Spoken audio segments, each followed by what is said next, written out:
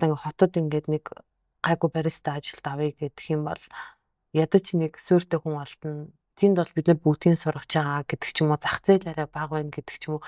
Яг ингээд бодонгууд би бас ингээд би хүсгэл байгаа болохоор л яг энэ асуудал ийм байна гэж бодонгууд Улаанбаатар тэгэл адилхан байдаг байхгүй. Тэгэхээр ингээд хаана байгаагаасаа үл хамааран бидний асуудал бол яг салбараар адилхан байх юм байна гэж ер нь боломжийн ч бас тийм боломжийн ч адилхан. Тийм болохоор ер нь аль болох гомдлохгүй. Би ингээд нэдлэн яг намар Эрдэнэт явчаал ингээл Эрдэнэтийн зах зээл ямар лаг юм бэ? Бараг Эрдэнэтэд бизнес хиймээр юм шүү гэд гаднааснахад угаасаа юм болгон гоё харагдаж ш. Гэтэл явж манай хөвсгөл бараг хамгийн амар дарамтгүй бид нэр ингээд дураараа маш гоё бизнес эрхлэх боломжтой. Харин ч нөгөө эсрэгээрээ тэгээ тэнд ингээд нэг хүн ажилд авлаа гэхэд би одоо гэр орны бараг хаана байгааг мэддэг, хамаатан сад нь ямар хүн гэдгийг мэдхээр бараг илүү давуу талтай ч юм уу. Тийм баахгүй. Тэгэхээр өөрөө яг тэр боломжийг яаж харж ийн гэдэг маань л маш мэдээж ингээд энэ явцад ингээд намайг хүмүүс ойлгохгүй хотод байсан бол манай билуг хүмүүс маш сайн авах байсан. Эднэр ингээд копи ууж чадахгүй байна.